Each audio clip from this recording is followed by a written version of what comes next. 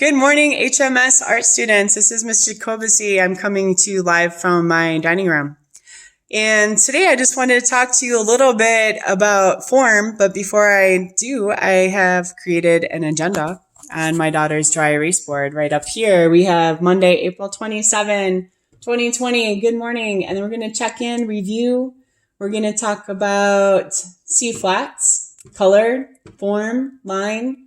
The A is upside down V for value, T is texture, S is in shape, and S as in space. And the high school teachers have come up with this acronym. It sounds kind of corny, but it is a great way to have a way to remember those things. And the acronyms always help us. I know like I said before, I play clarinet, so we use FACE, and we use Every Good Boy Deserves Fudge. So having acronyms helps you to remember the notes in music, and also having this acronym in art helps you remember. And it also just prepares you guys for high school, because like I was saying, that's what they use in high school. And then we're going to move on. We're going to talk about form, two types of form, which is geometric and organic. Talk about attachment techniques without tape, because it's possible maybe some of you don't have tape at home.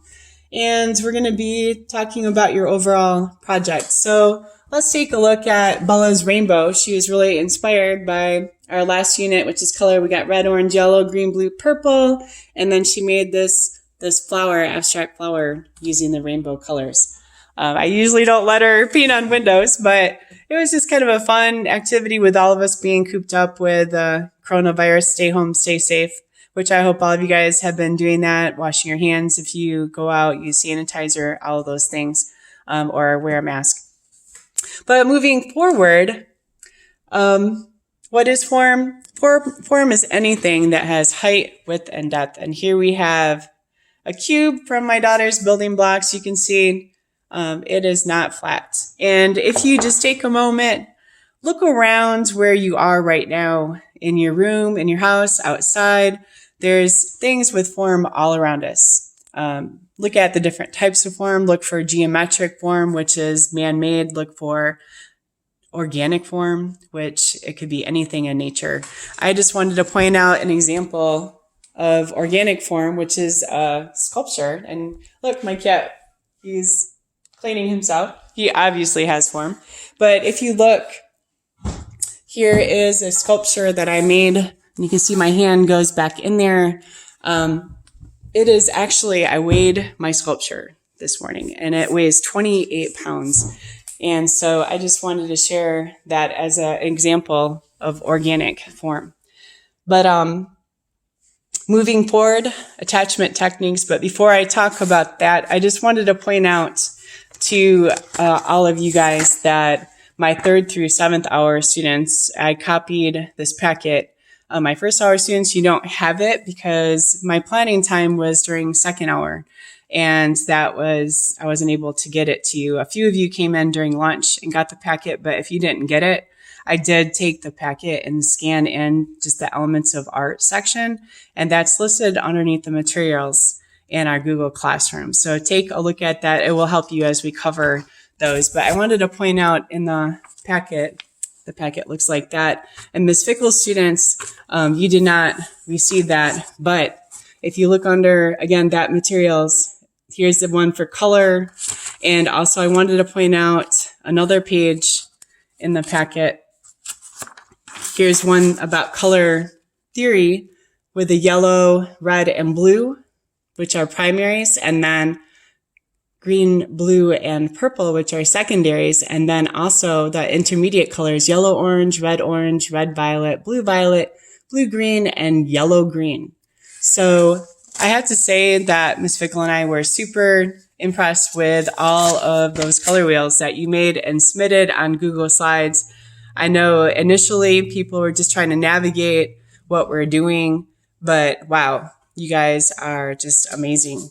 So also I wanted to point out the page that talked about form in this packet. And so here we have, it says shape and form on top, and it talks about different kinds of geometric and organic shapes. And shape is basically 2D, which is flat, And then form obviously is 3D. So shape and form are listed on the same page. All right, so the next thing I wanted to cover are up on the agenda. I'm looking back to make sure I stay on track. Those attachment techniques. So I'm going to put my phone on this candle, which obviously has form. So I'm going to put it up, and I just wanted to share with you 2 attachment techniques that you guys can do. And what I'm doing before I do that, I'm pulling it up on my computer because I wanted to point out this poster about cardboard attachment techniques. Here we have the flange, L-brace tabs, slot, and also if you look, brass fasteners, zip ties, string or yarn or wire, you could use all those things as a means to attach cardboard.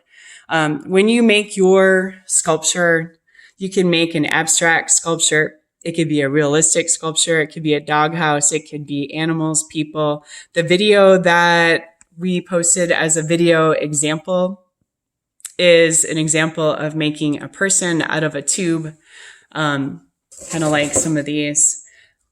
But you can make most any kind of sculpture as long as it's school appropriate. So I'm going to put my phone back up, and here we have 2 boards. The first one is the slot. So I'm going to make a little slot, and then you just slide them together. And so the slot is an excellent way to attach 2 boards without using any tape. And the video talks about putting things together to make that person. If you don't have any kind of tape, you can do this. The next one I want to share with you is the tab. And that's where you just make a little notch, cut it off, make a little notch, and then you can see that there. Then you open up your scissors and just twist.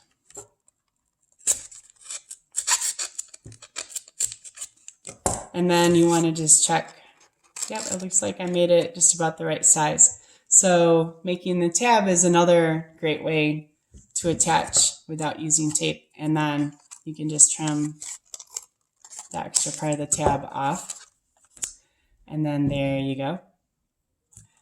So slot, tab. I hope those 2 techniques will help you build your sculpture. And I'm just really excited what you guys all come up with at home. And I know that whatever you make will just blow Miss Fickle and I away. We're going to be just so excited to see you guys just staying creative and just having fun, expressing yourselves during this time. Remember, if you make any other kind of art at home, email it to me and I will post it on a Google Slides website that I have created for Holland Middle School students. So this could be a non-art student. It could be anybody at Holland Middle School posting. I will post it on there for you. Okay. All right. So I miss all of you guys, and stay safe. Wash your hands. Be good. Do your work. And this will help you get prepared for your next grade level for next year. Thank you. All right. I'll see you guys soon. Bye.